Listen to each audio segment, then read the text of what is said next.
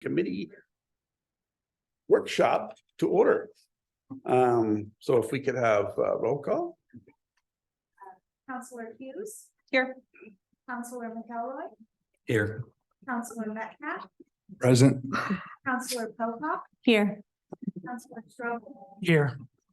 Councilor Tenbush, Here. Mayor Drinkline. Here, thank you very much for that. And then everybody all. Is Travis. Except for, oh, and here is Travis. I'm gonna promote him to Tenbush. Okay, and then all the members of the DEI. All right, we've got everybody here. It's good to have all of you here. I guess we'll start this off. There is no agenda, so it's open to whatever we want to talk about. And I think finding out what it is you're up to and where you hope this will go and the things we see in the near future might be a good way to start. And then we'll go from there as we move on. So who wants to be the spokesman first? Go for it. You want to be first? Tammy, you're the chair. I know. So we have given you guys a packet, which includes this right here. Yep. So if you look at this, this I'm gonna really, Turn my mic down a little bit. One. this really goes over everything we've accomplished. So if you guys have specific questions, we've made some goals for this year, which I think we gave you, yes. So, I mean, if you have specific questions, I think we'd like to hear what your concerns, suggestions, frustrations, really, that's what we want to hear. Sure. We've given you everything you guys have asked for. It's right here. So if you have questions, let us know. Okay, I will open it up to the counselors. So any specific questions the council wants to ask? Yeah, what are you guys as a committee? What is your guys' function? What are you? What is DEIC? Okay. Code Yeah. available. So you should have that in your papers. But Tammy, if I'm not mistaken, you're the chair. Right. Okay, So do you want me to read everything to you? Because it's right here. I'd just like to know your interpretation. What is DEIC to you? Can you tell me, can you answer that for me?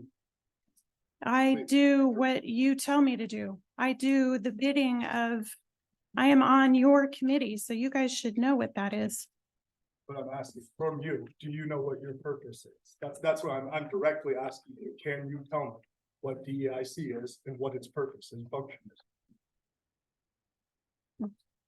I can read it to you. It might be helpful to frame this through how they frame their stuff, which is through a land use perspective. So in Oregon, we have what are called the Oregon land use goals, and they're actually administrative rules. So goal 1 is public participation. And so what we need to demonstrate to the state, if we're adopting, whether it's the transportation system plan or a housing needs analysis or environmental resiliency plan, all these things we have to demonstrate to the state that they've been reviewed publicly throughout the city. And so if you look at other than their charter, what they've done is the housing needs analysis, the transportation system plan. I think there was a resiliency hazard mitigation plan. So as Oregon's tried to be more inclusive and make sure that a lot of people are participating, they will ask a city, how did you ensure that a wide group of people have reviewed these land use plans, which are then all acknowledged by the state of Oregon. And so the staff has asked the DEI, and that's why when like the TSP was up, they listed who they'd met with, and they were like 3 times where they had met with the DEIC. So that is one way for cities that have a DEIC. That's one way to demonstrate that you've complied with that goal 1 requirement. And then, you know, the other goal 2 is like coordination with other governments. So that's why we also put in there that we talk to the fire chief and all that. But goal 1 is the kind of citywide conversation. The other way that this could be accomplished if we didn't have a DEIC would be to bring in a consultant that could do outreach and meet with the different groups. You know, look at what languages things might need to be in, that sort of thing. So there are a variety of ways to demonstrate you've met goal 1 compliance, but this is one. And in talking with, because I had kind of the same question that you had, is okay, what's the DEIC doing? And so when I asked Melanie that, and then I was like, oh, we have them primarily at this time, at least, focused on all of these kind of land use planning requirements. So I don't know if you guys love land use or not, but you've been spending a bunch of time on it. So Okay. Didn't we use a consultant service also anyway, though? Isn't that where you drew your information from? Didn't, remind me, I'm just asking. yeah, It no, was not an attack. Right, I'm asking no. for clarification. yeah, no, and I want to be as accurate as possible. So, when you bring in your consultants, you have your main consultants, and there'll be someone who's kind of a facilitator. And then there'll be like a traffic engineer. And I'm just using TSP as an example. So you'll bring in a traffic engineer, you'll probably bring in someone that does a preliminary like wetlands analysis so your future roads will avoid those sort of areas. So there's kind of a high level look at these things. And then the question is, okay, how do you get the public participation in that? And how it's traditionally done is through a series of consultant-led public meetings that involve what are called charrettes. So it'll be all the options, and then people will have like stickers of different colors, and they'll be like the red sticker might be priority number 1, and they'll rank different things. And then they looked at like the city process. It used to be like how many people would show up. And now it's like, okay, well, is there evidence that, and diversity can be many things. It can be age. So it could be making sure that seniors are there, as well as school kids that might want to walk or bike. It might be like geographic diversity. So how does it impact people on like the west side versus the east side? There are all these, like, people often think the focus is on race, and it's not. It's to demonstrate for the state of Oregon, what we're trying to demonstrate is like participation across different demographics. So usually like the most challenging one are people in their 20s. So the way you can do that is, one, to have like a dedicated committee. And then you're basically like, they're facilitating it for you. And then the other would be bringing in some consultants in order to try and figure out, all right, who are these groups and how do we, so if parents with children in school, like elementary, high school, are a group we want to hit, how do we reach those people? Probably through like the school superintendent, and get their feedback as part of this comp plan amendments, TSP, parks, anything where you're getting something acknowledged by the state. You have to, and because the state is familiar with DEI, then that's kind of a efficient way for them to understand that the committee has done that sort of outreach work that they're looking for. But specifically, I mean, what I'm asking very specifically is, didn't you guys utilize a consultant to hold like the store or something like that for demographic? Wasn't that something done? Or in what cases? We did a 1-page survey last year to see. Microphone, Mike. Well, there was a handful of there was a short list of questions in our one-page survey last year. And it was really based on people in the community's awareness of how to participate and how to reach out and how to access the city. How to access the city council, what different commissions were available, and sort of what they did. It was more of a summary, and it was more informative with a little bit of feedback. One question I had for Peter was, within that whole summary that you just made, is it realistic to think that a city like Estacada could find adequate consulting for the $1,200 DEI budget request or less annually? So again, like the question for council is kind of use of resources. So the more consultants that we have, like generally the more expensive the process is. You know, some people like things to happen kind of organically, locally. Other people like to bring in kind of outside expertise. And yeah, a consultant would cost more than, I mean, I will say that a consultant's going to cost like more than $1,200 because I've never seen one that didn't. But again, what we're looking to demonstrate to the state is that kind of broad community participation. And so, and the other way that you do it is sometimes you do like a narrative. You guys have probably seen this too, and you have photos. So like the thing that's most on my mind is King City, because I have a case at the Court of Appeals in Tualawa right now. We did a big UGB expansion, and part of what we did was, and we were really lucky in that of the 7 city councilors, our mayor was African-American, and one of our other councilors was African-American, and one of our other councilors was Asian-American. So we had a very diverse. And so like the state wouldn't assume that King City, and the ages range on council age from 30 to 80s. So it was like 4 men. I mean, it was like literally what you'd want to demonstrate to the states. It was like 4 men, 3 women, 3 members of minority groups, young guy in his early 30s, the older lady in her 80s. And so we just took pictures of them like at the charrettes. And then we had like a 12-page narrative. And nobody was like, hey, and we even said, you know, the age range for our council is, you know, from early 30s to 80s. It was people of different political parties, people of different sexual orientation. I mean, truly a diverse city council at the time of our application.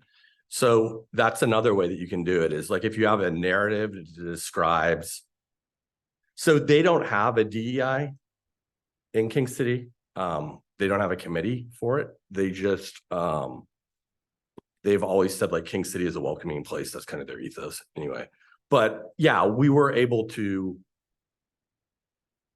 here's the community meeting. It had a bunch of people in it, different ages, you know, and it's like, here's our city council. And so the state was kind of satisfied that we'd met the burden.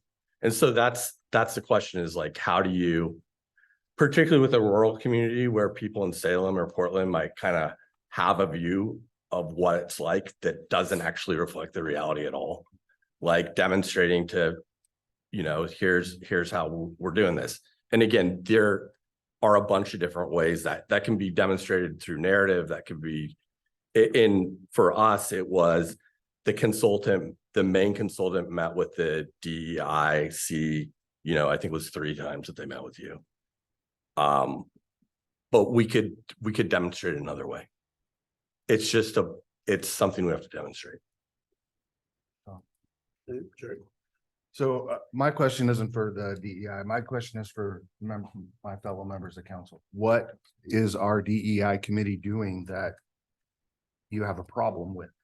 What are they doing that is the issue? Why do we have this issue with this one committee? What are they doing that's so bad that we need to have this conversation? So I obviously don't have a problem with what they're doing. I see what they've accomplished, and I know what they've done, and I know what the goal is. But I want to know from you guys what your individual problems are with our diversity, equity, and inclusion committee. So thank you. All right. Go ahead, Jim. I don't personally have a problem with the DEI committee. I've had many conversations with Tammy and I think she's a lovely person. I think this initial conversation started back during our workshop when we were examining multiple committees and looking that Estacada was rather fat with committees and commissions and lack of staff support. So we were looking to see where can we trim and sort of consolidate, if you will. So I know, so what's the one that meets quarterly, the urban? Infrastructure. Sorry, infrastructure. So we talked about infrastructure. So it wasn't just DEIC that was singled out. And then we talked about what was being accomplished with Diversity, Equity, Inclusion Committee. I'm willing to compromise. I've gone back and watched some meetings. I'm not threatened by anything you guys are doing. I think you're doing just fine. But I'm just wondering if this is something where you guys could just maybe get more done if you met quarterly or if you met as an ad hoc as needed. I'm not sure if monthly meetings are appropriate for staff, but if it can be demonstrated that like all this work's going to get done at a monthly meeting, then okay. But I think this is where the conversation first started. It was a lot more of a staffing issue. The fact that we have all these committees and commissions and most of the time these seats aren't being filled across the board, not for just DEI, but even Parks and Rec and the other committees and commissions. So that's what I got to say on that. That's it. Anybody else want to speak on it? Mike? Does the city feel that also this committee meeting monthly is a burden on resources? Or is that an assumption being made? Well, that was an assumption given to us because we had to trim, down some things and try to figure out a way that we could free staff's time up to do other projects we have coming on. We didn't pick any group. We didn't do anything. We just said, okay, how can we trim this up to work? So we're giving you more time to do these other projects. Otherwise, we're going to hire more staff. And, the budget the way it is, we have to be real careful with that. So that's really why this conversation came about. There was no city saying, oh, well, we can't handle this or any of that. They left that to us and we were just trying to figure out a way to do it. I can speak on after Charity then, and I'll let you go, Mike. And I'll just let you know what I think about this. I'm not out to destroy the DIC. So that is not what this is about. Not at all. In fact, I think it can work. And I think if we focus and we help as much as we can get this in a streamline that will work for everybody. That is why I'm here.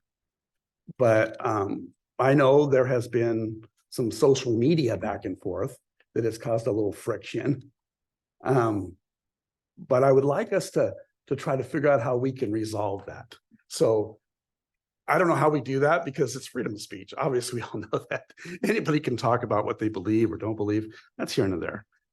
But I just wish we would focus on the bigger picture here, the community as a whole, right? That's what we're really all here for. Absolutely. So we're just trying to figure out how that's going to work. How would you like to do it? What would work best for you? I mean, that's why we're kind of here too. I wanted to hear what you wanted to do going forward to make it better for you, that this would work, that you would be happy with what we're doing, that you would feel like we're focused on you. That's my main goal here, is to hear what it's going to take to make it good for you and smooth, so that city staff is happy, everybody's happy. And that's really what I think we're all here for. I don't want it to be a bashing contest, whether we need it or we don't need it, because we need it. All right. I can see that. That is not something I'm blinded to, or that I feel like we're just ignoring something. Or I think we do need it. We're growing fast and there's a lot out there and you're doing great things. So I think we should go that forward. But I just want to make sure that we do it in a way that works for you. I'd like to talk after Mike. Okay. Yeah. Go ahead, Mike. So same thing on the social media back and forth. I've gotten several emails about those communications back and forth, and I don't think it's necessarily freedom of speech. I mean, I don't think I can go on and say anything I want on social media and not meet the repercussions of it. So I think you should have to be able to control your tongue and behave in a way that represents the city. And if you're getting in bickering matches over silly stuff with people that are running their mouth, I'm not saying it's the right thing May I to. ask some questions directly? What emails are you referring to particularly and from who? I don't know, is that okay to share from people that are sending me emails? If or people anything? are offended by something that's said online, then yeah, I think it would benefit I everyone. think for the- one of them was from the person you were in communication with. I think it's Kurt Swagger, I think. Correct. I think you guys probably know who Kurt is, and Oh. from my understanding, Kurt moved out of state, at least 6 months, if not 12 months ago. And essentially divested from the community and no longer holds any sway. I know that he was in, the position that I was in on the DEI, when it was, I believe, founded. Is that correct? Yes. So that brings with it some questions that, Some context. correct. So thank you for answering Regardless of that. the person, I mean, what if the next Kurt? My point is just this, like, if my aunt decided that she didn't like someone's haircut and she started emailing from out of state about her opinions, maybe she heard something that she didn't like on a locals page or whatever, would that hold the same weight as the point that you're driving home? And by all means, please, let me address the elephant in the room. Yeah. I understand. It works a lot better for me if someone can just speak directly to me. I'm here to take responsibility for my behavior and how I respond to things. I'm largely a reactionary individual. I'm usually not out there looking to start things with people, but when I hear certain messages that are disparaging or bigoted or just generally negative, a lot of negative feedback from Kurt specifically about the city's approach to how all of these developments and systems are being put into place. I don't agree with that, first of all. And yeah, like I said, I'm here to take responsibility for how that reflects on the city, how it reflects on the DEI, and how it reflects on me personally. This is also clearly a First Amendment issue. I think that you can sort of read into that as needed.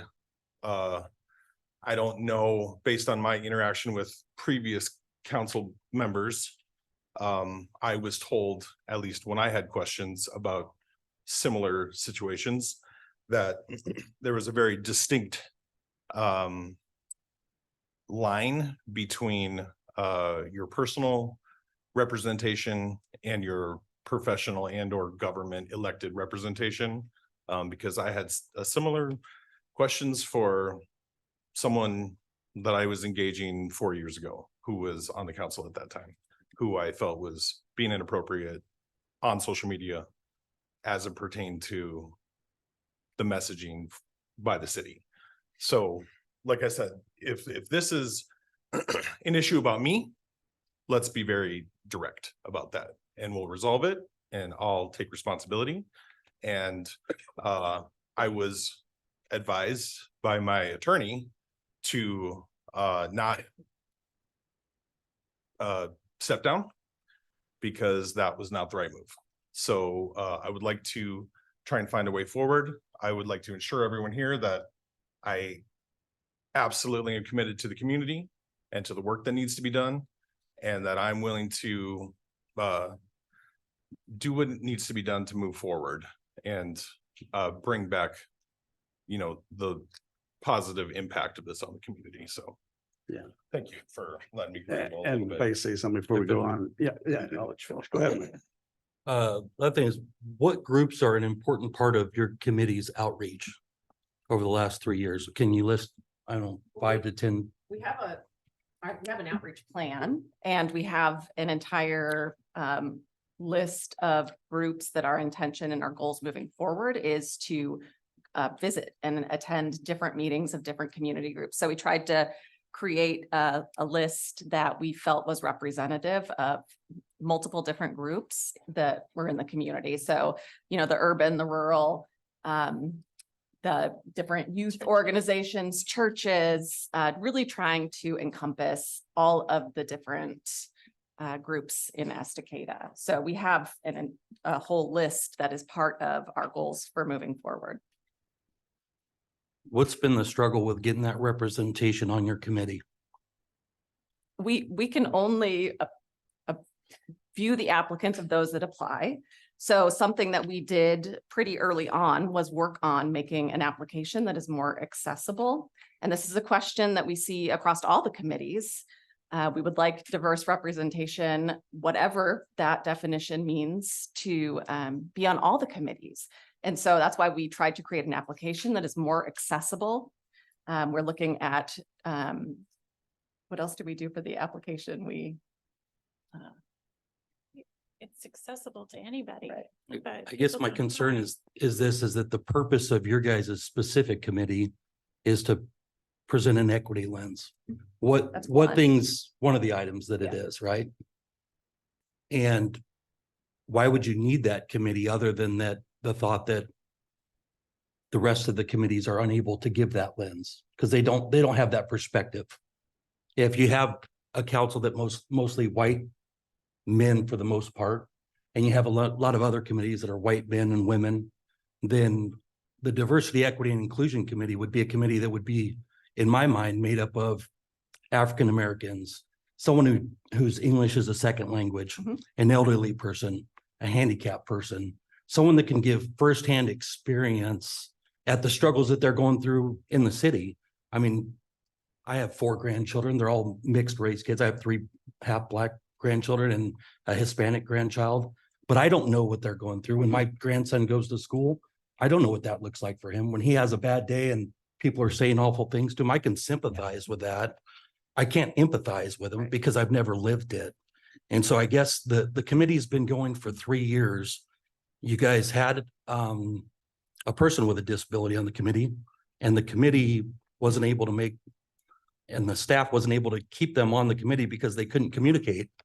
It was my understanding there was a person that was hard of hearing Mhm. that couldn't hear, and you couldn't make accommodations on that committee for a I- person that was hard of hearing, I the don't staff or think the committee. accurate. No, her hearing aids she kept having problems with them, like the batteries would go out, or she was actually our chair for a while. Yeah, it was never presented So- to us that it was, She never, that accommodations never knew there couldn't was be a made, and show. that's why she was No. stepping down. So Mike, to your point, this is the most diverse, committee we have in any of our committees. We've got 2 people of color, we've got women, we've got 2 men on the group, and sorry Denise, but we do have someone that is not, a few people that are not spring chickens. Right, so this is the most diverse committee we have in the city of Escondido. Right, so I think, not to be confrontational, but I think that your assessment of diversity is somewhat short-sighted. It has also come to my attention that part of the issue that people have with my personal opinions is that I don't identify as a Christian. So, atheism, agnosticism, Christianity, Judaism, even religion, however you affiliate, is also another aspect of the diversity lens. So, but, within what you're saying about your grandkids and their experience, part of the whole effort that I feel the work that needs to be done is that you need to do outreach, you need to learn from listening, you need to apply what you've heard, and you need to advocate and be an ally wherever the opportunity presents itself. I mean, I have a 14-year-old at the middle school who's a first-year student in Estacada Public. He wears his hair long past his shoulders. He's a wild hippie. Surprise, surprise. And he's very frustrated by how his peers are treated when he tries to address people's ill treatment for whatever they're being singled out for with the faculty. He's not getting any traction. He's coming home and he's asking me, like, what do we do about this, Dad? And my message to him as a, hetero white kid is you stand up for those kids and you advocate for those kids and you're that kid's ally. And if somebody's getting bullied, you're with them, behind them, so that you can give them the strength they need to, keep going and deal with that kind of thing. So it's more of a holistic approach. And I would say you're never going to get a committee that represents every single different type of diversity that there is. So our goal is to figure out what are the barriers to people participating in government or participating in the city in activities and whatever it is.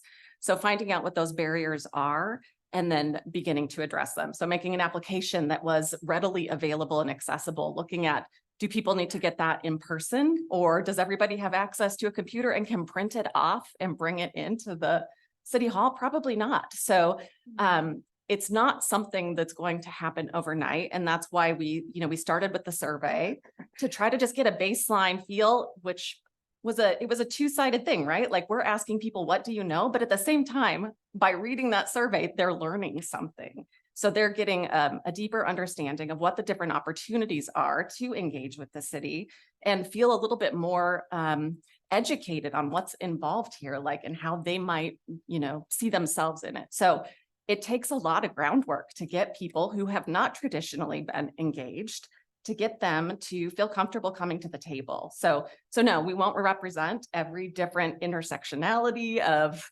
every identity, but we will try to be a welcoming presence that invites people to the table. There's also the stigma of DEI that has already been addressed by Travis 2 weeks ago, that just exists within popular culture, the media, everything else. This is something that is largely vilified because of people's I don't know, lack of understanding or lack of effectiveness, or it's new-ish. And we're not Portland, and we know that we're not trying to bring a big city process here. We are trying to do what is right for Estacada, just like y'all are doing. Yep. Reining this in back to your point about intention, because you keep bringing up intention. And to be clear, looking at all of you, I respect you all for being here. I respect you all as individuals. I may not see eye to eye with you. That does not mean that I'm an enemy. I'm not in your corner. I don't want to see you succeed or this community succeed. So to be clear, that's not my intent, speaking of intention in this. But what I am about is action. And what you're telling me is you've had 3 years and you've got a survey out. You've had a survey. Okay. And all of this. Yes, but give me a list of what this is accomplishing. Bring me the people. What's your response rate on this? I want to know those kind of things. Can I please finish?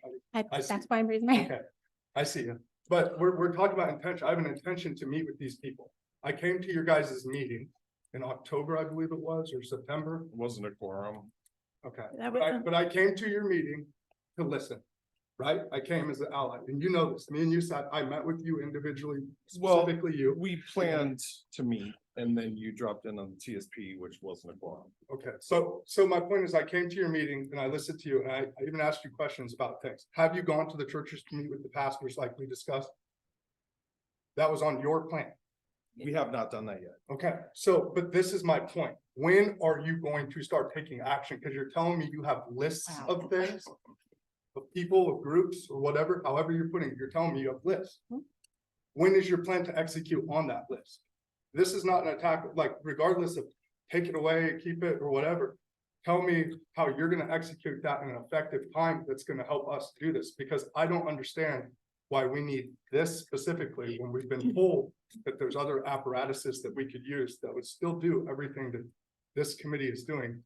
And we could, as a council, not I apologize, I've tracked that, but as a council, we can task our city staff to go after or to be working on things that bring more money into this community, more jobs, different things like that, rather than not wasting, but using resources on other things. I'm not gonna say waste.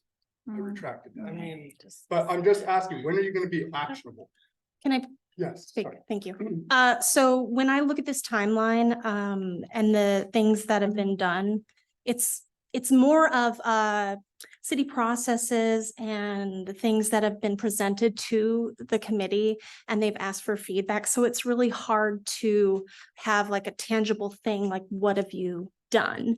So for a lot of it, it's all been city work And then you start getting into what they want to do as far as January. And then starting with that survey, they want to start public outreach, full force. Now that the TSP is done, I feel like I mean, they worked on that a lot, so that could really free up some time.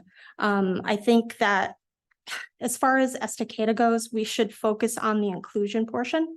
And I think public outreach is the way to go with that. And looking at the code, I don't see how they can accomplish any of that by being an ad hoc. That's just my opinion. I think it needs to be regular meeting and outreach, tabling at events, and the like. Heidi, what has your response rate been like? What's your response been like from the community? Full support. Good. Yeah, yeah. I mean, there's so much diversity here that we all want to celebrate it. We want to include everyone in everything. That survey they did, there were so many responses that said they didn't know what was going on with a lot of the things in the city. So that really is an indicator that there's a lot of work to be done. Do we have numbers from the staff on what your return rate was on that? For the survey? Yes. Give me 1 second. Can you guys read the scope? Oh, sorry. Oh, my turn? Yes. I hate this thing. I am not a public speaker. Excuse me, I'm nervous. I am not a politician. Neither are we. Jobs. Over 60% of the jobs in Estacada are taken by people who are driving in from outside the community. Over 60%. And I've heard it said, and I totally believe, when people say, if you think something is, I'm paraphrasing, if you think something is unfriendly or you don't look in the mirror, and I totally agree that's true for those of us who are living here. It's the perception of communities that don't have DEIC from outside that we want to draw businesses here, which means we have to draw people here. There is going to be an industry consortium of manufacturers from all over the entire state of Oregon. They're going to have a meeting on March the 20th. And their thing is going to be, how can we get the workforce up and running better? How can we improve the workforce? How can we improve the pipeline between schools and jobs? And the main issue they're going to discuss is how to implement DEIC. Companies are implementing it right now, not because they feel touchy-feely and not because they want to be relevant PC-wise. They're doing it because the companies that increase their DEIC increase their profits. It's all about money. And when businesses look in, they don't live here. So yes, if they lived here, they would know we're cool. It's a nice community. You want to live here. But if they're coming from, I don't know, Idaho or Illinois or wherever they want to set up shop, they're going to be looking at this community, and they're going to be looking at other communities, and they're going to be looking at communities that have DEIC and the ones that don't. And they're going to make decisions based on that. And I have the data. So if you want to hit me up after the meeting, I have it list of all the manufacturers that are going. It's huge. I was in a room, I went to the last one. Oh, about as big as, huge room at OIT. Lots of manufacturers, and they're all interested in DEIC because it improves their bottom line. So race aside, if we want to get more jobs in here, instead of people driving in and working here and taking the money out of the community instead of living here and investing in the community, I think that we should have a DEI committee on our council.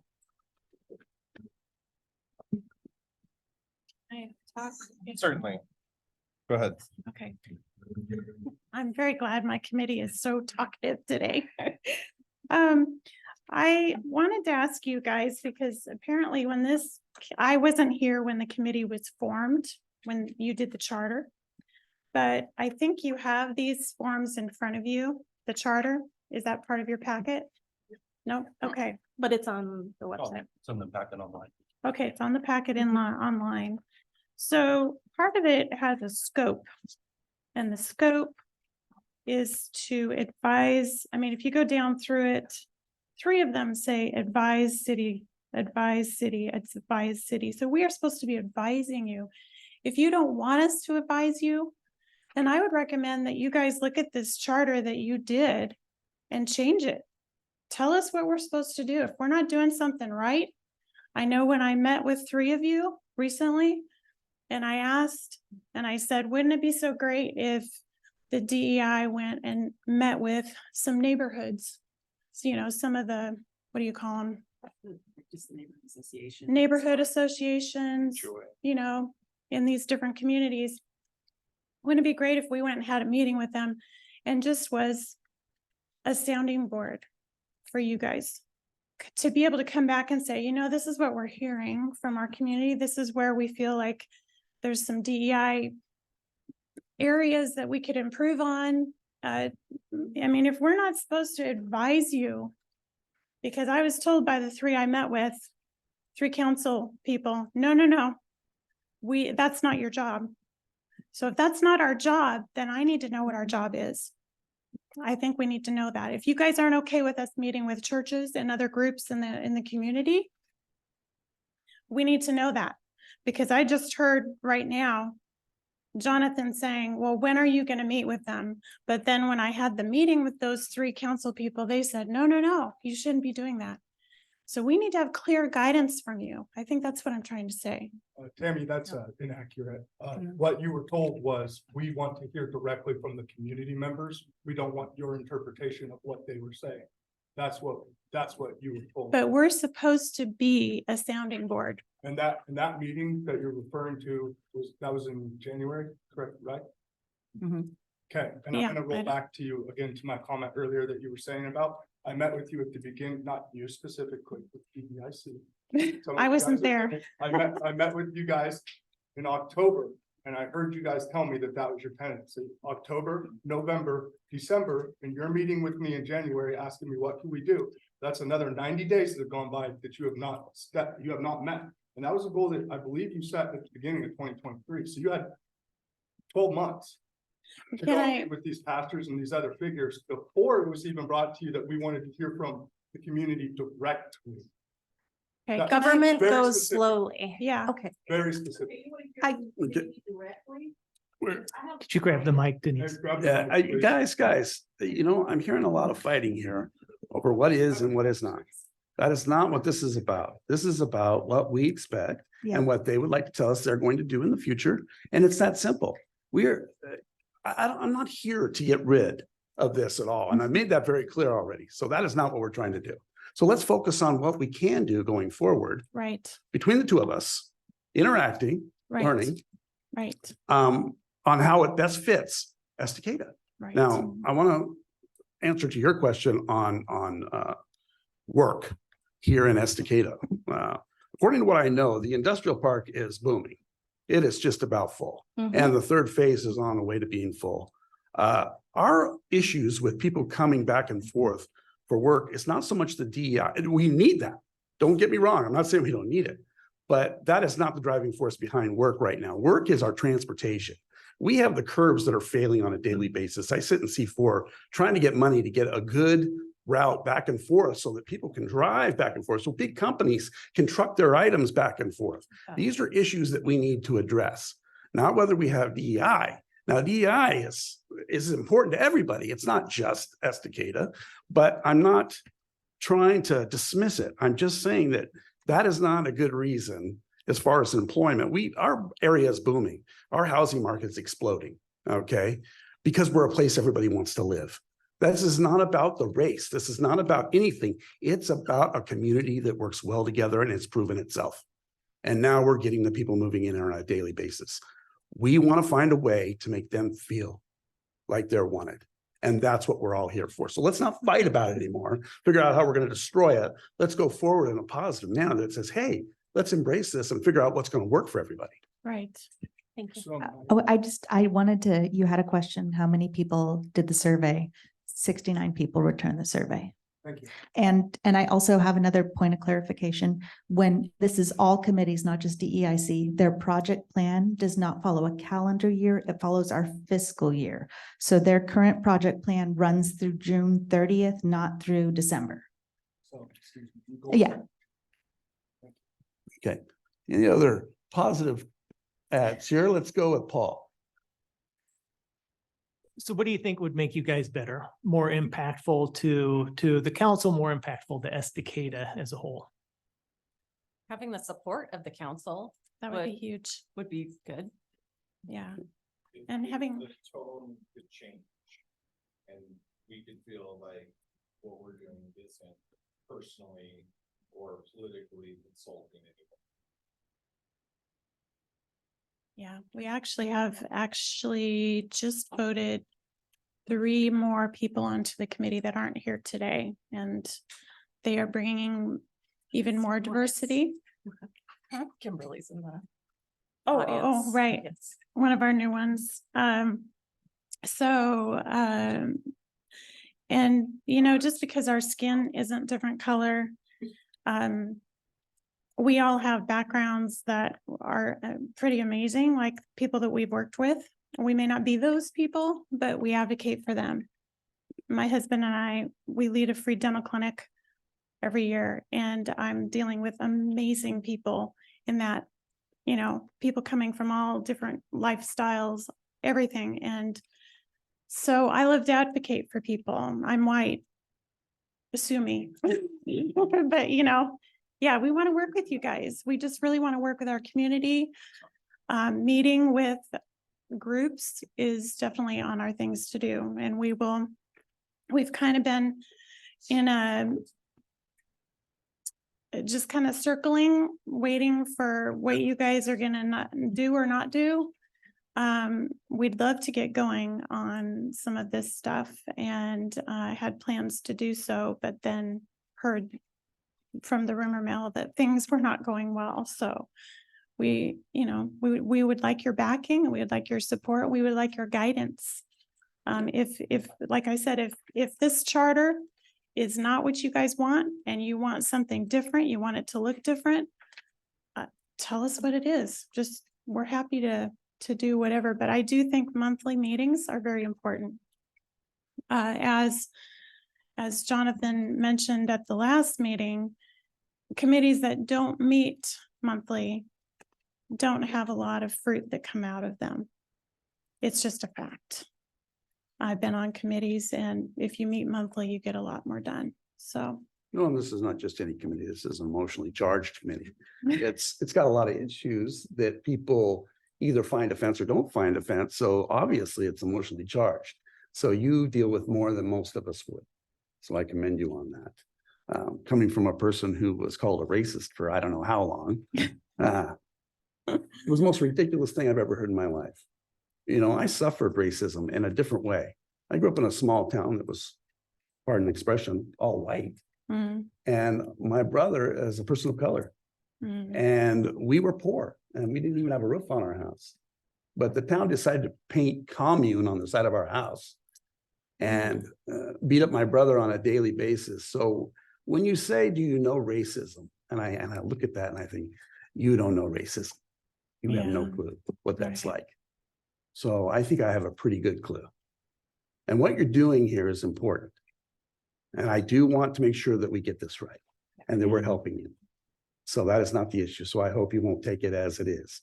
It's not a hanging crew here. Okay. I just want to know what we can do to better this situation so we move forward in a productive way that you feel we're accomplishing something. Mike. I think we can clearly define what we want you guys to be working on and then just set measurable goals. And then just take a look at how you guys are producing towards those goals. If you guys must want a good bit of stuff to work on. If you want to meet monthly or bi-weekly, I mean, we've monthly. had a good bit of Yeah. stuff to work on Yeah. What are you guys currently working on that the council has tasked you to work on? right now. Yeah. That we, yeah. The city is generally brings, we work on the different plans and get engaged in those processes. I don't know that the council specifically has directed us to do any specific projects. We had a lot Would of you like- DSP stuff this year. No, I got that. I just meant currently, like your next meeting, what is the hot button item that the council's tasked you guys? Is there anything that the council's tasked you guys with? Or it's all staff? It's I tasking don't you know what's with? on our agenda for this. Is week. this a matter of figuring out how to meter our accomplishments? Is that what the concern is? No, I'd sound like you guys didn't have clear direction from what you guys want us, From the what we council, want so you to what be we- working on. Correct. I'm saying, But I think the biggest problem in the last couple of meetings has been this big cloud over whether or not our council will exist. Yeah. And that has made it really difficult to move forward. Like, you're tasking, you said the city gave you that, but as a council, have we, this is, I guess, for the council specifically, have we tasked them No, specifically? no. Never. Okay, well, I think that that's where our action item agenda starts with, and I will tell you that I can appreciate what you have said, and I appreciate what you have said, but I don't appreciate people trying to tell me that they've experienced racism or that they understand it through a different lens or through knowing people or being close to. You are not the person in those shoes a lot of the, can I please finish? You are not the person in those shoes a lot of the time, Mr. Mayor. Tammy, directly, Correct. okay? And we've had this conversation before. You're not the person that's got to deal with it as an individual. You're not, so you can sympathize or empathize or whatever you want. You're assuming right now. Okay. But you're not that human being going through that. Right? And you could say the same back to me that I'm not the Correct. one that understands being in the position next to it. Right? But that being said, what I think if we're talking about moving the needle forward here, and if we're trying to do that, I think we need to come up with tasks. Make them measurable. I told my committee that this would be coming for them as well. To be specific, at the last meeting, I let them know that the city council is going to get on the same page about what we would like you guys to work on. And then you guys go and move towards that way, because at the end of the day, it's Councilman McElroy, Councilman Prokop, Mayor Drinkwine, Councilman.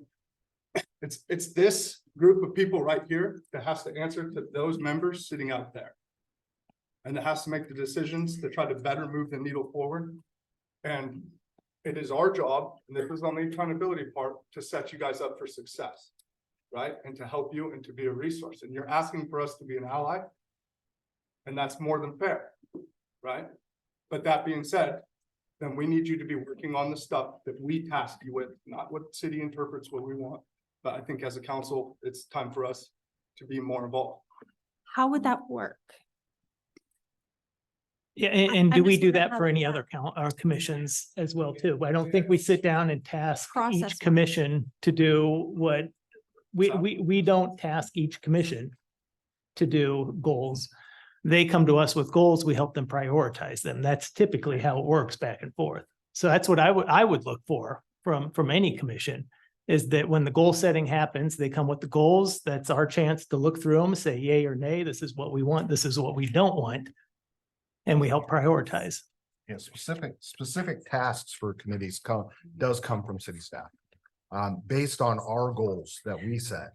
Specific tasks that the committees do come from staff based on what we decide is important to us throughout the year. So, you know, it's just not feasible for us to just task each committee with, I mean, we would need to meet 7 times a month in order to come up with that. Can we see the list of what their interpretation of our goals are? That, I know you're new to council and you haven't been through it before, but that is coming up. Every committee, what's that? In the Yeah. backup. So each committee sets goals. And then we review those goals. Each committee, every year we do this. This is an annual thing that we do every year. They set their goals, we review them, decide if they align with our goals and move forward. So that's, you know, that is part of what they're supposed to be doing. So that's the time when we should be asking the questions, right? Mike. Right. May I respectfully respond to your previous statement? Yeah. Yes. I'm, Okay, Me and you have had The- recourse before, man. I feel the- like so- we've always so- been respectful. Respectfully. Yeah. This is city government, not the core. The first words that you said to the city council the night that you applied for your interim position. Like a lot of citizens here, I don't care about the DEI. I don't want you to consider my color for this. It has nothing to do with why I'm here. So with all due respect, it seems like when it's relevant to whatever point you're trying to make, you're going to bring in your experience in a certain light, but also that you want it to be overlooked circumstantially when it's not the point that you're driving towards. So I'm a little bit confused. How so? What am I handicapping my color for in this I conversation? think the bigger I don't- concern, I think the bigger concern is that when you talk about. You being also- allies You also and- spoke about intention earlier.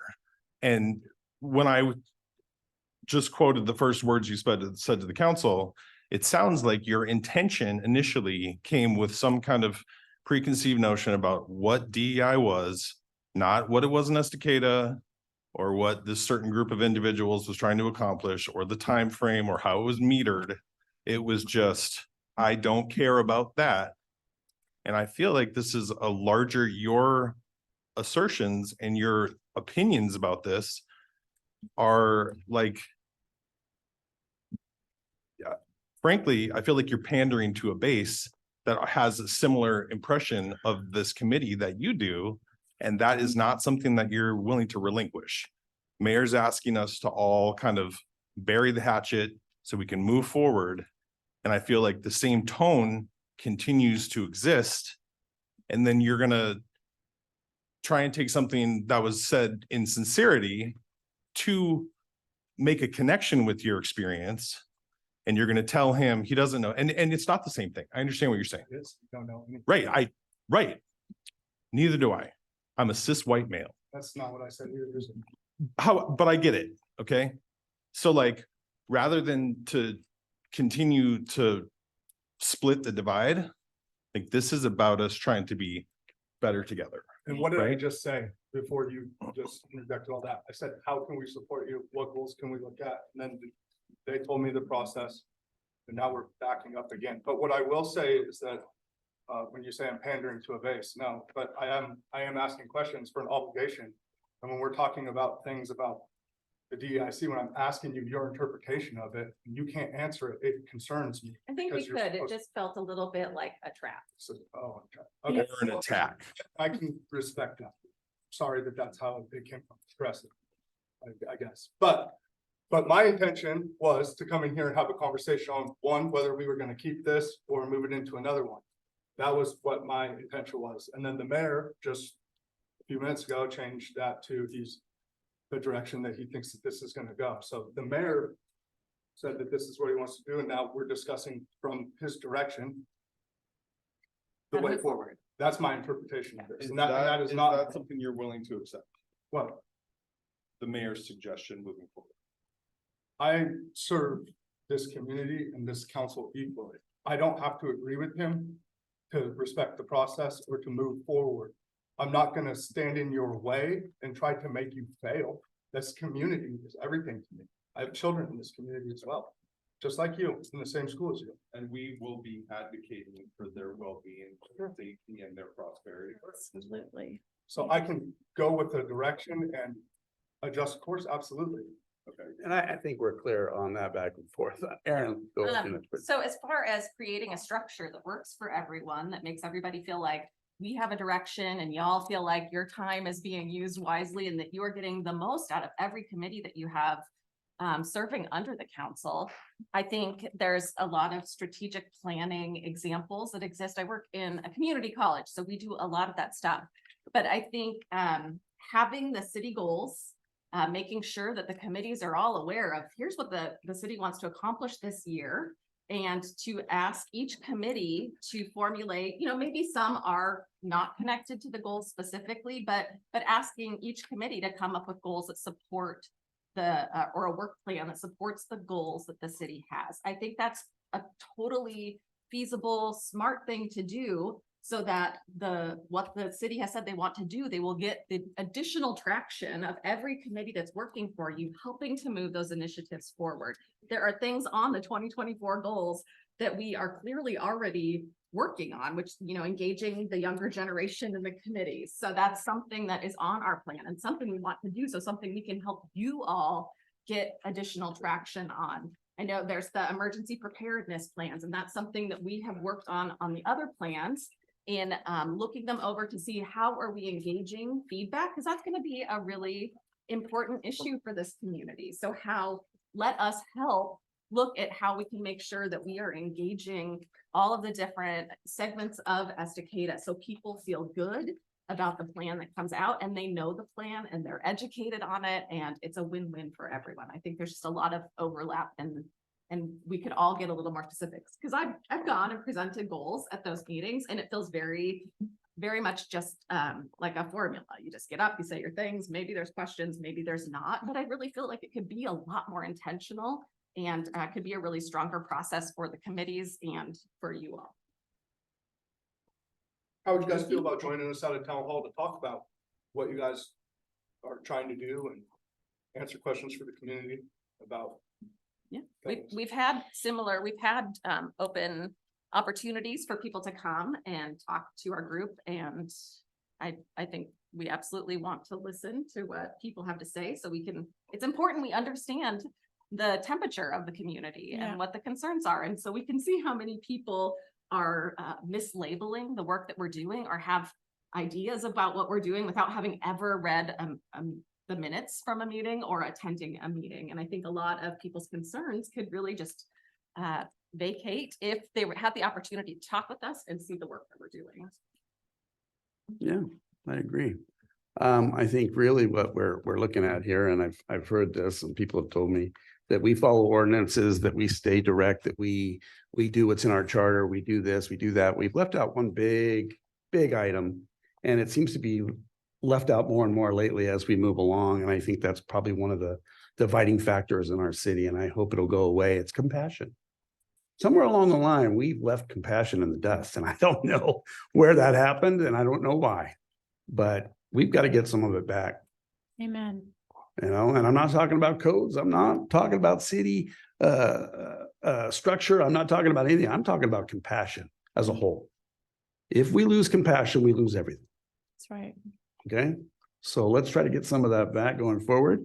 And everything you guys are saying is great. I'm glad we actually had to sit down, because I think it airs a lot of dirty laundry that's out there that maybe we think you think otherwise, because it's not that way. And I'd like to get on with this and get it done right and feel like we're accomplishing something. But are there any more questions that people would like to? Paul, go ahead. Yeah, I just want to check in. I think something that I'm hearing is visibility would be a good thing.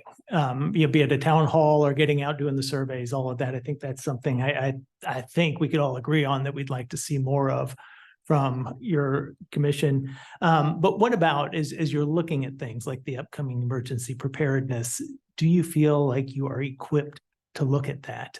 Do you feel like you could use more training, any other sources that could help you out? That could be a way that the council could support by, I don't know what we could do, but we could approve or support or help you find things as well too. I think all of us went through the fires, and I know some of us live outside of town. I know the fire was only about a mile from our house. We were watching trees explode. And we have farm animals. So we had emergency management that we figured out pretty quickly. In our situation was very different than someone living in the city. And I think I'm thinking more of from a technical standpoint, as you're delving into Clackamas County is putting this one together. Is that right? Or is that the state of Oregon for the upcoming? I think you'd sent us a very weighty document For the natural hazard mitigation plan. So the city has to organize their own addendum as part of the multi-jurisdictional natural hazard mitigation plan for the whole Clackamas County. So we have our own addendum, which was the very weighty document. I don't remember, 45 pages or whatever. And that is just for the city-ish. we do it in cooperation with the fire district and the school district, so it kind of encompasses more than just city boundaries. But that addendum is just city. So I would say we haven't been experts on any of the plans that we have reviewed, and that's not the intent, I think, with what we're reviewing them for. We are usually reviewing to, using like an equity lens to look at these plans and say, a lot of it's around like the marketing and the messaging. So what is the plan of the group that's putting on the TSP or the housing needs analysis?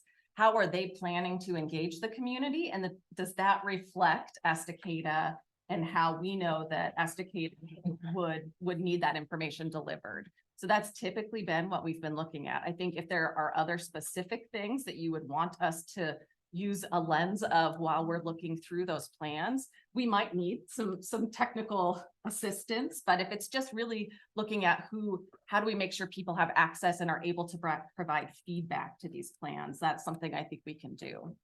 Okay, great. Sure. I wasn't gonna bring this up until the actual council meeting, but so committee members for next year, Mr. Anderly, you have submitted an application for this coming year, correct? Okay, so my concern, and I support your First Amendment rights to freedom of speech. Whatever you want to post on social media, totally fine by me. However, your posts are very anti-Judeo-Christian, the memes that you've posted, very anti-Judeo-Christian, and to maybe some members of the community, anti-Semitic. Do you think that given the parameters of membership for the diversity, equity, and inclusion, that you feel that you're still qualified to have an unbiased opinion? What if I told you to go meet with a pastor at the Baptist church? Or somebody who was Jewish and from Israel? I would say the same thing if you were posting memes about anti-Islam, anti-Buddhist. Okay. This has nothing, again, freedom of speech. I love that you're on the Arts Commission. I want to support you on any committee and commission. I will die for your right to have freedom of speech, but given this committee and the parameters therein, that's my concern. Sure. And what the posts have represent and what people have come to us about. So to respond to this, and Tammy and I had a lengthy conversation about this a couple weeks ago. I'm somebody who was raised very conservative with Mennonite grandparents in an evangelical household. I am also somebody who has a tremendous amount of religious trauma in my life. A lot of the things that you're commenting on that I'm reposting are from a page called the Marginalized Mennonite Society. I find them to be thought-provoking, sometimes provocative. I do have my own established views about the conflict in Palestine at this point. I don't think that anything that I've ever put up is anti-Semitic. I think that I have, before we were Mennonites, we were probably Eastern European Jews. So I'm not going to say I'm offended by that, but that's a pretty substantial accusation. I feel like based on the Judeo-Christian norm that is sort of assumed in Estacada, that my position as an agnostic is also within the lens of diversity that needs to and deserves to be represented. Absolutely. I can tell you in just straight talk that I'll tone it down if that's what you'd like moving forward. I definitely don't mean to be offensive to people directly, but I do mean to intentionally be thought-provoking. And I also mean to challenge, people's sort of standard assumptions when it comes to things like why their faith is the way it is. The most dangerous positions that I've ever been in as a young person just so happened to be in my parents' church. If you'd like to hear horrifying stories. I could definitely expand on that. I don't like to do that. So yeah, you know, we all have sort of our own backgrounds about what, you know, leads up to how we express ourselves. Yeah. That being said, moving forward, I think that I can adequately continue the work, and I understand your concern. And I appreciate that. Ultimately, I'm reapplying for the next term. So what I was told recently was that whatever recommendations the council or the commissions make, council is just going to kind of fast track because it takes less off your agenda. If that's something that you would like to modify and re-vote on as far as my application submission, that's well within your rights as the council. Well, I bring it up, and I'm sorry, I'll get to you guys. I brought it up because you said you wanted to just, you know, address elephants in the room. And plus I wanted to give you an opportunity to speak to that, because I know when people just post memes, it sends a message and there's no explanation that follows. There's no context. Right, Correct. exactly. And so, and that, again, your personal views on things, and we all have our own baggage. We all have our own trauma. We all have our own damage. Correct. I completely get that. But I think but yes, without context, it comes across as very anti this or anti that, and that there is a bias. And so given that you've been hurt and traumatized by certain groups, is that going to affect you to have an unbiased opinion when you have to deal with them? Frankly, I'm here to engage. So again, you know, like the conversation that Tammy and I had involved our experiences in our past, our current dogmas, our respect for each other as community members, our acknowledgement of our different perspectives. I don't think that I am in any way compromised because of my personal views about my lack of faith in some people's eyes. And I don't think that should be a qualifying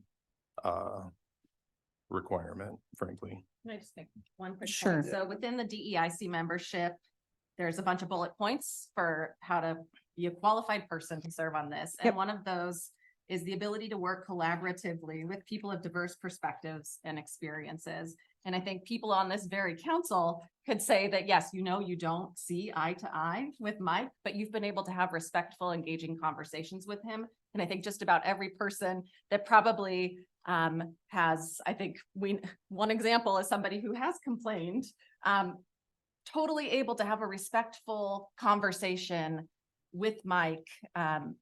It's not, I think people are often surprised by who he is when you have a conversation. No, with he him. seems So- you seem like a very lovely, intelligent, articulate gentleman. I Social don't. media is a cesspool, we know. I'm also self-employed and I'm on tether. So that gives me the ability to absolutely say what I mean in the moment. And that is something that, because of the amount of restrictions that were put on me as a young person, it is my absolute moral mantra to say what I mean in the moment, so that I don't have to reflect on it, wish something else would have been said, or I shoulda, woulda, coulda. That's not how I live. And I understand that that's lacking foresight in a lot of ways, in hindsight. But again, as I mentioned earlier, I don't feel like I'm the kind of person that goes looking for nonsense. I am entirely responsive. Okay, Aaron, Peter's got something to say first then. So I had previously I didn't want to interrupt the robust discussion that was happening, but I had previously written down some lawyer keywords, which were First Amendment, lawyer advising someone not to resign. Is this that context? I guess in my point, my job, of course, is to look at everything viewpoint neutrally. But I guess as I look at our council team agreement and other things, what I would ask is, you know, people can have strong feelings, but can communicate in a respectful manner. And in my experience, that's how inclusion happens. And so it is the question about, regardless of the viewpoint, are there concerns that something's not being done respectfully, or that something's being communicated in a way that makes it less likely that people would feel inclusion or the ability to participate in those conversations? Right. Is that okay? Because I think that's an accurate assessment, Peter. all Thank right. you. And again, like, we have everybody has First Amendment rights. Absolutely. There's what's called the public square, where where in that public forum, people are expected to be able to express those things. We could have someone that was also expressed that they were extremely anti-development, and that might mean that they maybe wouldn't be on the planning commission, because the planning commission's job is to, you know, the future development of the city. I guess you could do a no development kind of planning commission. That would be a choice. But so just as we're talking about First Amendment, as we're talking about public square, and I'm hearing everything correctly, but I would just say that I think that among your team agreement, among the city councils, are those parameters of respect and inclusion. And so context can matter. And then I guess the other thing I would want to know, because a lawyer was mentioned, is this being done in the capacity of a committee member? Or is it just general? And I don't know the answer to that. I think that the question is what I put on my personal Facebook somehow conveying the messaging as my role on the DEIC. And I couldn't really see how those two things are overlapping. In fact, let me just be direct. I engaged previous Councilman Lidke when he got appointed, because I felt that the same thing applied to the things that I was seeing on social media. I didn't know him personally. Then I met him personally. We established what I'm going to call an acquaintanceship. And I asked him directly, you're going to post stuff like this, and then you're going to sit on city council. I don't really see how that correlates. At which point, I don't know that this had any factual basis or legal basis. But he said, what I put on my social media page doesn't have anything to do with me as a city council person. Those two things are completely separate. And I was like, all right, from the horse's mouth, you know, like, if that's your opinion, cool. I mean, I guess I can't challenge that assertion in any credible way to get anywhere that I felt like I was trying to get to. Also, I would just like to say, in the charter here, I noticed, and this is kind of a personal thing, because my wife and Sean had an interaction 4 years ago that led to the creation and development of the DEIC. And I think that that was a misunderstanding that unintentionally produced very positive results and fruit, if you will. So, like I said, what's happened has happened. You know, feathers get ruffled, people say things, people being me, that were maybe out of context, maybe out of line. If this is something that has now been established and everybody has said their piece and we're agreeing to move forward, by all means, I'll disengage from those public forums and tone it down so that anything that's questionable or potentially offensive to anyone else in the community that reads it, you know, you have my word on that. I think it's the tone. And so it was like what Peter said, it's not what you post, it's how you post. And so if there's respectful words behind it, or the intention, instead of just kind of a snarky meme. Follow my Facebook? Your Facebook page is public, and so I can go on there and see what I can scroll So, a lot of your posts. Within context, did you do that looking for a certain assessment, or did you find your way there on your own, or, that's. Because we what I get feel like- emails complaining about your behavior. That's how I get there. For And personal I don't right? think that the memes that you post on there, regardless of your background, is inclusive or welcoming to I'd say at least over 50% of the community. So this- Anyone that visited your page wouldn't feel welcome to come to your committee if they were a person of faith. And I think you can't say with a straight face that they're gonna feel welcome coming to a committee with you sitting on it if they visited your Facebook page. Right. But you don't see the distinction between those two things, at least. I haven't looked at any of these Acting in people's official Facebook page because I haven't received an email complaining about them. The only person I received an email complaining about was you. So can I? Yeah. Correct. Okay, Yeah. can I Yeah, bring go something ahead. up? Just Paul had asked what we need, and I think this is something that we need, is that we need a mechanism for hearing this information and being given an opportunity to respond to it. A teacher isn't going to punish a kid who doesn't know the rules, or, and that's like probably not a good analogy, but there should be a way that information comes to our committee. We have an opportunity to address it and learn from it and move on. But when you hear rumors are happening and conversations are happening outside of official capacities, then it makes it so it's not something we can address. Here we are at this could have been solved maybe much earlier if we would have been given the opportunity. We did have a conversation with Tammy about it, actually, and we never got any follow-up. And then the application came through. I don't think you asked for follow-up. Well, It we was just a comment of, if you got rid of your committee member, things might be a lot better. So that wasn't really. I think Counselor Metcalf said, I think you should have a conversation with Mr. Anderly, and then Michael mentioned the Facebook posts. Only because she engaged the three of you in a Yeah. conversation. We were having a It wasn't like, conversation. Because I here, asked. Right. There's a missing process. But neither here nor there. You wanted to clear the air, and usually when we're looking at committees and commissions, it's, we just pull it from, if we want to pull it from the agenda and have a discussion, we can, and you never get a say. And this was your opportunity to have your say, and I respect where you're coming from.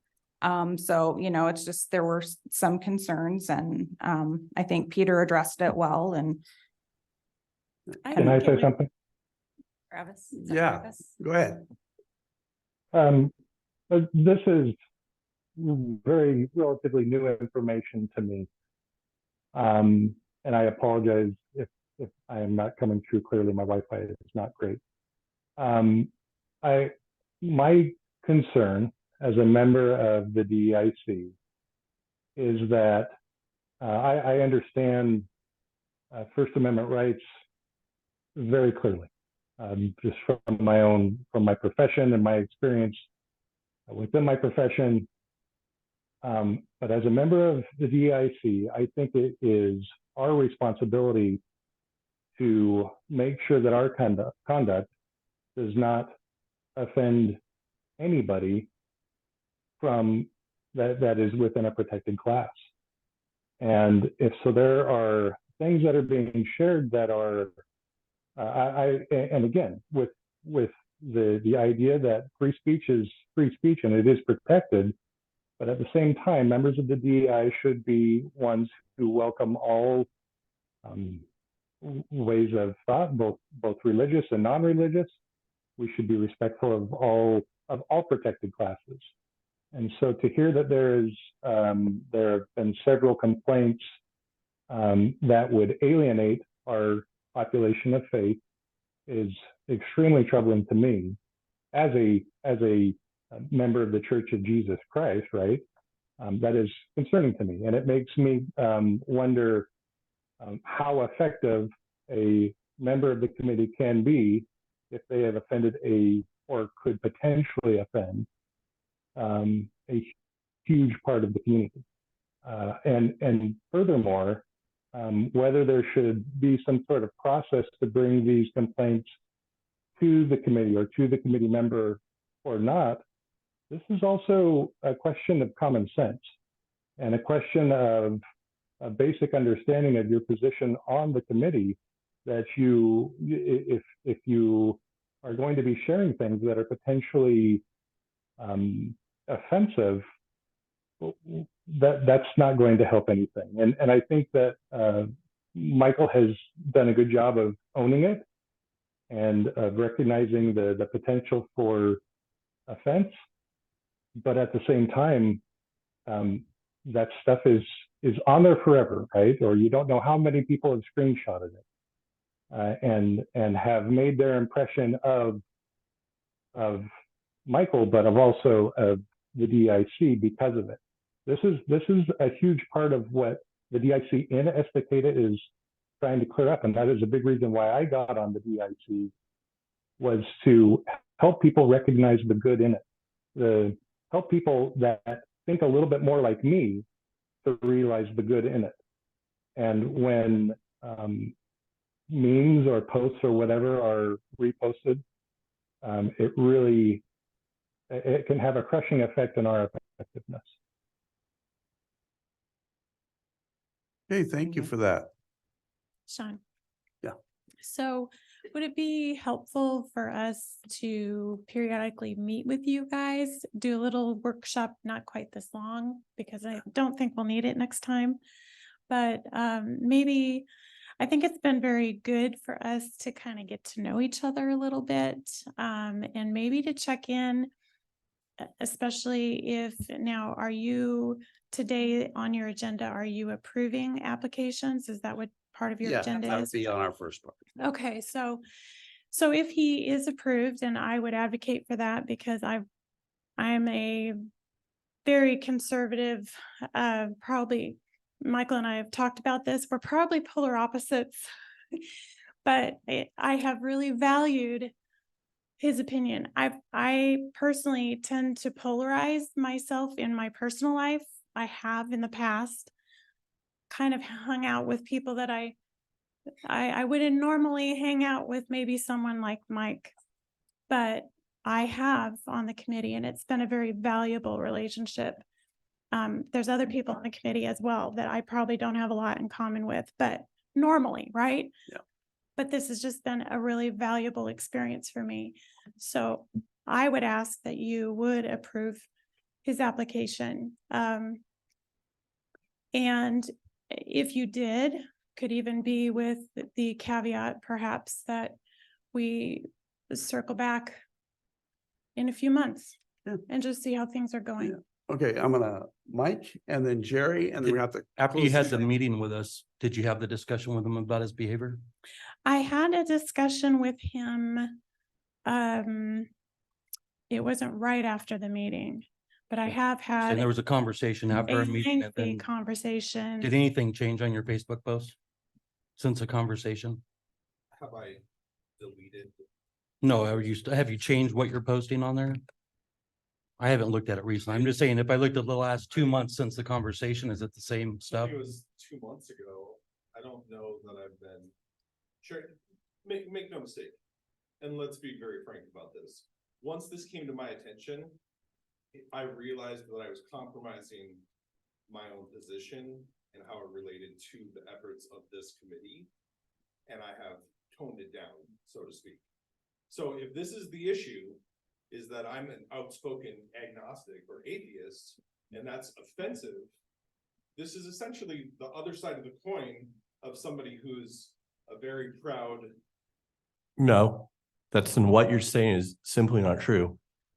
What I hear people saying over and over again is that, maybe because I've trained them, that this is viewpoint neutral, that the question is not about the speech. The question is whether the speech is forwarding the work of the Diversity, Equity, Inclusion Committee, and whether it is harming the city and the DEI committee by creating a culture or the perception of a culture where certain viewpoints will not be tolerated. There's a difference between elected officials who have been directly elected by voters and are able to engage using their titles, expressing their opinions on election issues, and staff or appointed committees. There are different rules for us because there's the expectation that elected officials will engage in that context. For appointed members of committees, whether it is public safety or planning commission or budget or DEI or anyone, they are appointed representatives of the city with the task. So what I hear, frankly, your chair and the members of the city council, some of them saying is we need a culture of respect and we need a culture of including people regardless of views. And I think the online members said the same thing. And what I hear you saying is going back to the speech itself. And this is not about your viewpoint or the speech. This has to be viewpoint neutral. It's about whether you are engaging in a respectful manner and whether that is helping or hindering the committee in the city. And if that conversation is going to happen tonight as far as appointments, or that conversation is going to happen in the future with this or any other committee, that needs to be the framework in it. It can't be about one viewpoint being better than the other. It's about how are we, because we constitutionally can't look at it that way. It is about whether it is a respectful debate and about whether it's creating a culture of inclusion. And I'm not saying inclusion because this is a DEI. I'm saying inclusion because that is any city committee needs to be respectful of each other's viewpoints, needs to be inclusion. And then we'd hope when a majority of that committee has made a decision that the other members of the committee would move forward and support that. Because again, it's a democracy, majority rules until it gets to you guys, and then city council can have a fully different opinion on, you know, what the planning commission recommended, and you can do the opposite. That's how it works. But I want to reiterate, because I hear viewpoint neutral and then I hear viewpoint, and we have to be talking about this in a viewpoint neutral manner. Jerry. All right, I'm gonna be quick. I've been listening and listening, and I just want to say that this might ruffle some feathers, but from my standpoint as an agnostic male, my family is also agnostic. Mike Anderle, committee member Anderle, is when I look at this committee, he most represents me, my family, my friend group. I would not, I've had lots of dealings with Mike.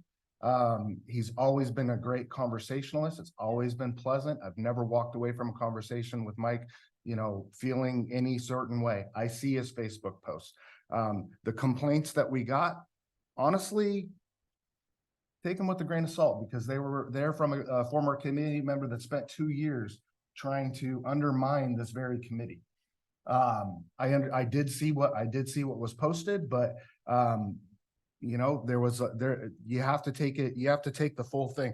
I've been on the same end of that Mike is on, by somebody taking something that I said out of context on Facebook and using it as, they printed just that portion, nothing else that went along with it. They printed just that portion, brought it to city council, handed it out for everybody to see, to where you didn't have the full context. You didn't know what the whole conversation was. Yes, what I said to that person at that time was not the right thing to do, not the right thing to say. I paid for it.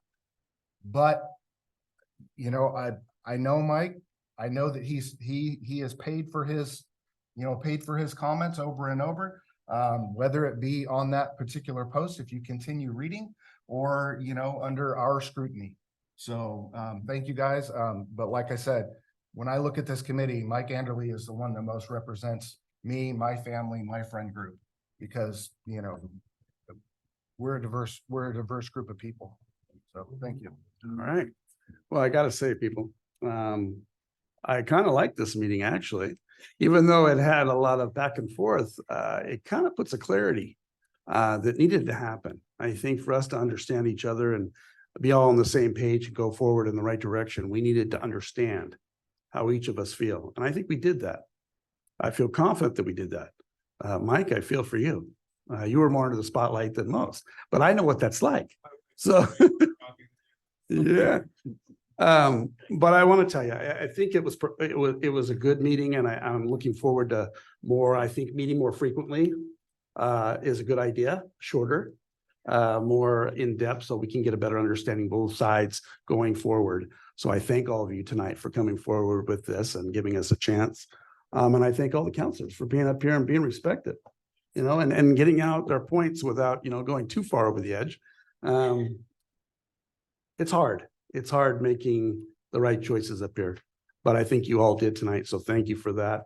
Going forward, I think we got a better idea, and thank you, Heidi, as well. Okay, so I will end this and give us 5 minutes, and then we'll start the city council meeting if that's okay.